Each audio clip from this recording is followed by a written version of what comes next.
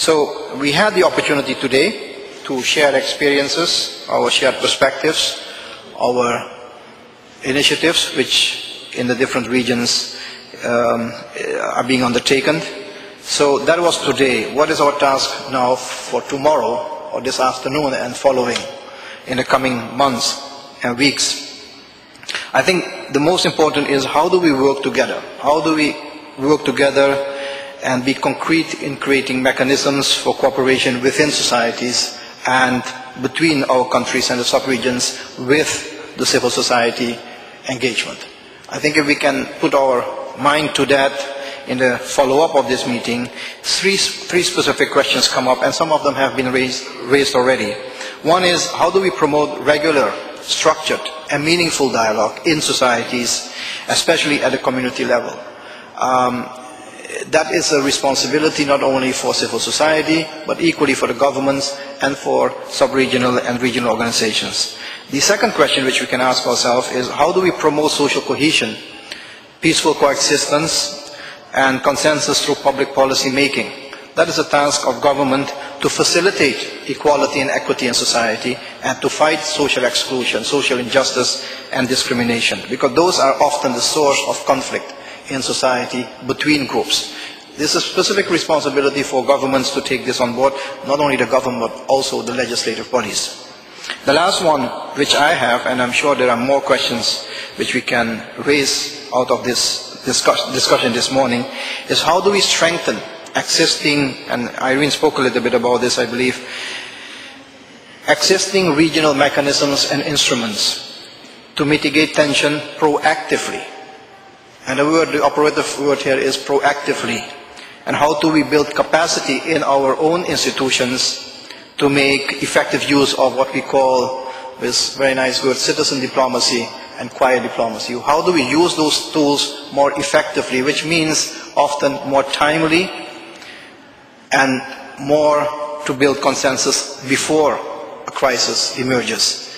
Damage control is fine, but it's better to prevent long before. Education is key in this context. And I think we can maybe start thinking about how we want to do this. These are three general questions. But I think what I like to do is that we do have mandates to do these things. It's not that the regional organizations or the sub-regional entities or the governments do not have mandates. These mandates are laid down in documents adopted by the leaders themselves in the Summit of the Americas, in the General Assembly. It's a matter of how do we translate this into a working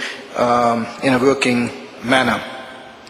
So today's undertaking, hopefully, and I plead to CREAS to keep us awake, should not be a one-off undertaking. It must be seen as an installment on a long and a structural, and again here the operative word is structural. It's not to be ad hoc, it's to be structural, to be an installment on a structural approach to build peace and stability in our societies. It must be seen, this more a message to the governments, as a political investment to attract financial investments to create wealth in society. I want to reaffirm our own commitment of the Organization of American States to foster this debate, to continue this debate, to make ourselves available, and to continue this discussion over the coming months, maybe in smaller sessions, so that we can focus on some of the operative issues with the sub-regional entities, and maybe establish at some point a hemispheric working group or task force to come up with concrete ideas which can be presented at some point in time to the leaders who will meet again in 2012 in Colombia. I think we need a timeline to be able to not only talk about these issues, but certainly to deliver on those. Having said this, let me officially thank CREAS, especially Andres, for your contribution and for keeping us really alive on this matter. I apologize that it took so long.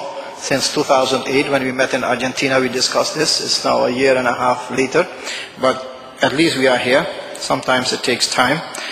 I want to thank also a group which has not been mentioned, but I'd like to mention today, is the Global Partnership for the Prevention of Armed Conflicts, GPAC, because I think this is not only a hemispheric issue, this is a global issue. And I think learning from other regions within the world is going to be useful. So we hope that GPAC will be able to help us with that. I want to thank the panelists. It was on short notice that you were invited, but I'm very pleased that you all could be present here. I want to thank you very much for that. The Secretary General, who clearly in his opening statement supported this initiative, so there is a mandate, an institutional mandate I should say, to continue this process. I look forward to the support from our own General Secretary staff, from Adam Blackwell and from Irene Klinger and others to help us structure this internally so that we can continue this discussion. But most importantly to the representative of the member states present and those other interested members of the audience for your interest and attention. We all look forward to continuing this discussion, and I hope this is certainly not the last time that we meet in this context together. I want to thank you very much. Wish you a good afternoon.